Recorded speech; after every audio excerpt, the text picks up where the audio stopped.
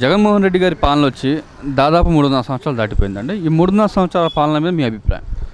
Sir, ఈ 3.5 సంవత్సరాల పరిపాలన మీద నా అభిప్రాయం అని చెప్పి మీరు చెప్పారు కదా. అసలు ప్రభుత్వం అనేది మాకు అసలు ఏం ఉపయోగం లేదు. మాకు ఏ రేషన్ కార్డు కానీ మాకు ఉపయోగించి మాకు సంబంధించి ఏ పథకాలు రావట్లేదు. టీడీపీ ప్రభుత్వంలో అయినా కొంచెం అట్ట వచ్చాయి.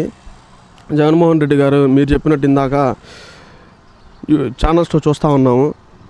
ఒకసారి అవకాశం ఇవ్వండి, చంద్రబాబు నాయుడు గారు నాకు లాస్ట్ సారి అవకాశం అని చెప్పి అడుగుతున్నారు. పవన్ కళ్యాణ్ గారికి కూడా ఒకసారి అవకాశం ఇస్తే యువతకి మంచి జరిగిద్దని నా అభిప్రాయం అండి. ఈ యువతకి జగన్మోహన్ రెడ్డి గారు ఇచ్చిన ముఖ్యమైన హామీ ప్రతి సంవత్సరం మెగా డిఎస్సీ నిర్వహిస్తూ అన్నారు. అది కాక జాబ్ క్యాలెండర్ ప్రతి సంవత్సరం జాబ్ క్యాలెండర్ విడుదల చేస్తూ అన్నారు. ఈ యువతకు ఉద్యోగాలు వచ్చినాయండి? యువత ఏడుందండి ఉద్యోగాలు? నిరుద్యోగాలు రోడ్ల మీద కలిసి తిరుగుతున్నారండి కుర్రోళ్ళు. రాజధాని లేనప్పుడు ఉద్యోగాలు ఆడొస్తాయండి. రాజధాని 3 రాజధానులు అని చెప్తున్నారండి. ఒక రాజధాని కావాల్సింది క్యాపిటల్కి. రాష్ట్రానికి ఎన్ని రాజధానులు ఉన్నాయండి? అన్ని రాష్ట్రాల్లో. తమిళనాడుకి ఎన్ని రాజధానులు ఉన్నాయి? హైదరాబాద్ 3 చోట్ల రాజధానులు ఉంటే 3 ప్రాంతాల అభివృద్ధి జరుగుతుంది. ఒక చోట ఉంటే ఒక ప్రాంతం అభివృద్ధి జరుగుతుంది. అందువల్లే కదండి ఇటుకరాయి కూడా కట్టలేదు రాజధానిలో. అంత ముందర చంద్రబాబు నాయుడు ప్రభుత్వంలో మా ఊరు పొలం వచ్చేటప్పటికి 6 కోట్లు ఉందండి. ఇప్పుడు 60 లక్షలకు కూడా అడగట్లేదు ఎవరిని. ఇప్పుడు ఇంకా వెనక్కి వెళ్ళిద్దండి, ఇంకో 10 సంవత్సరాలు వెనక్కి వెళ్ళిద్ది. నెక్స్ట్ సారి కూడా అవకాశం ఇస్తే బడుగు బలిహీన వర్గాలు ఇంకా వెనక్కి వెళ్తే మధ్యతరగతి కుటుంబాలు అసలు బతకు వలస వెళ్ళిపోవాల్సి వచ్చిందండి రాష్ట్రం నుంచి. ఈ సంక్షేమ పథకాలు మొత్తం అందుతున్నాయండి మీకేమైనా? మాకైతే ఏం అందట్లేదండి. మాకు హోమ్ మినిస్టర్ వచ్చేటప్పటికి మాజీ హోమ్ మినిస్టర్ మాది పత్తిపాడు నియోజకవర్గం మేఘతోటి సుచరిత గారు. గెలిచినప్పుడు రాలా, గెలవనప్పుడు రాలా. ఇంతవరకు మా గ్రామంలో కాలు కూడా పెట్టింది దాఖలా లేవు ఎప్పుడు. అది విషయం. ఈ వాలంటీర్ వ్యవస్థను పెట్టామంటున్నారు. ఈ వాలంటీర్ వ్యవస్థలో ఉపయోగం ఉందండి? వాలంటీర్ వ్యవస్థ వల్ల ఉపయోగం ఏముందంటే నేరాలు, ఘోరాలు, హత్యలు, మానభంగాలు. ఆడవాళ్ళు ఇంట్లో ఒకళ్ళే ఉంటారండి. మగమల్లకి ఇచ్చారు 22, 23, 24 సంవత్సరాల పిల్లలకి. మరి ఏం జరిగిద్దో ఏమైద్దో మరి మనకు తెలియదు. ఈ వాలంటీర్ వ్యవస్థ అనేది అసలు అనవసరం అండి నాకు తెలిసినంత వాటికి పోతే, నా అభిప్రాయం. ఇప్పుడు వచ్చే 24 ఎన్నికల్లో ఏ పార్టీ గెలిచే అవకాశం ఉంది? జగన్మోహన్ రెడ్డి గారు ఒక ఛాన్స్ అంటున్నారు. జగన్మోహన్ రెడ్డి గారేమో ఇంకో ఛాన్స్ అంటున్నారు. పవన్ కళ్యాణ్ గారేమో ఒక ఛాన్స్ అంటున్నారు. చంద్రబాబు నాయుడు గారు లాస్ట్ ఛాన్స్ అంటున్నారు. ఈ మూడిట్లో ఏ పార్టీ గెలిచే అవకాశం ఉంది? సార్, నాకు తెలిసినంత వాటికి రేపు పవన్ కళ్యాణ్ గారు బస్ యాత్ర అనేది స్టార్ట్ చేస్తున్నారు. బస్ యాత్ర వల్ల పార్టీ ఏమన్నా మంచి ఫామ్లోకి వచ్చిద్దామని చెప్పి నేను అనుకుంటున్నాను. చంద్రబాబు నాయుడు గారి ప్రభుత్వం అంటే చూసాం మన 14 సంవత్సరాలు. వాళ్ళు దోచుకున్నారు రాష్ట్రాన్ని. ఇది జగన్మోహన్ రెడ్డి గారు దోచుకుంటున్నారు.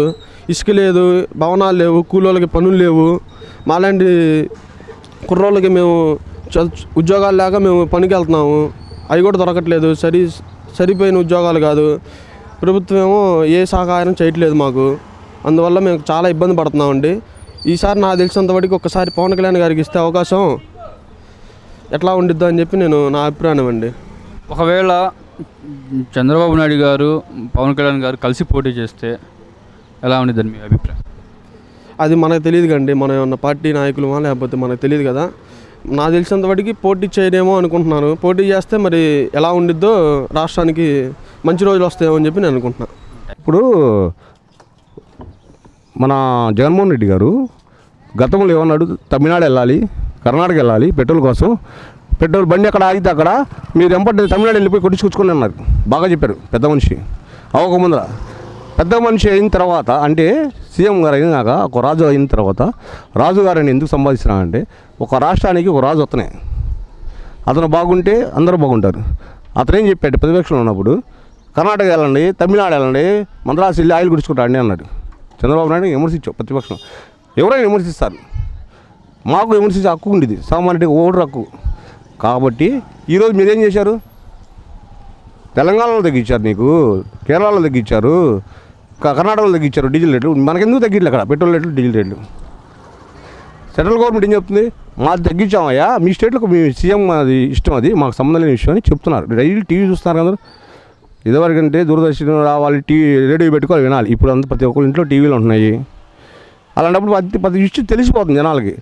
జగన్మోహన్ రెడ్డి గారు చేసే పథకాలకి జనాలు వెళ్ళాలంటే సచివాలయం వాలంటీర్ని ముందు ఇంటింటి తిరిగి ఎమ్మెల్యేలు గడప గడపకు వస్తున్నారు. మా ఊరు ఎవరు రాలా, మరి ఒక ఎమ్మెల్యే రాలా, ఒక మినిస్టర్ రాలా.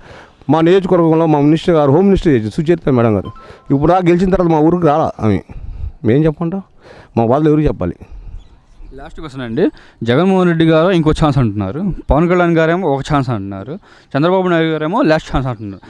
ఈ మూడిట్లో వచ్చే ఎన్నికల్లో ఏ ప్రభుత్వం గెలిచే అవకాశం ఉంది, ఏ పార్టీ గెలిచే అవకాశం ఉంది? నాకు తెలిసి సార్ చంద్రబాబు నాయుడు గారిని చూశారు 14 సంవత్సరాలు. జగన్మోహన్ రెడ్డి గారు వాళ్ళ అమ్మగారు వాళ్ళ చెల్లి గారు కష్టపడి ఇట్లాగా మా కుటుంబాన్ని రోడ్డున వేశారు, మా అబ్బాయిని జైల్లో పెట్టారని సానుభూతిగా రాజశేఖర రెడ్డి గారి మీద చూసి అందరూ కలిసి కుల మతాలు అతీతంగా ఒక కాపు కమ్మ రెడ్డి ఎస్సీ ఎస్టీ లేకుండా గెలిపించారు. ఒకసారి చూసినప్పుడు మినిస్టర్గా ఇచ్చేటప్పుడు ఒక క్యాబినెట్లో మినిస్టర్గా ఇస్తే అర్హత ఉండాలి. నేను ఇక్కడ మాట్లాడుతున్నా అంటే నాకు అర్హత లేదు, కానీ నేను సామాన్యుడిని, నేను వెళ్తున్నాను, మీరు ఆపారు, నా అభిప్రాయం మనసులో చెప్తున్నా సార్.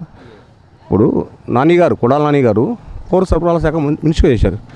ఆ మినిస్టర్కి ఆ శాఖ గురించి అని అవగాహన ఉండాలి కదా. ఒక మినిస్టర్కి ఇచ్చినప్పుడు అవగాహన లేకుండా అవగాహన లేని చంద్రబాబు నాయుడు గారి భార్య అది ఇది ఇట్లాంటివి కాకుండా అసెంబ్లీలో జరిగేవి ఒక సబ్జెక్టు మీద మాట్లాడే అర్హత లేదు. అనిల్ కుమార్ యాదవ్ గారు నీటిపారుదల శాఖ మంత్రి ఇచ్చారు.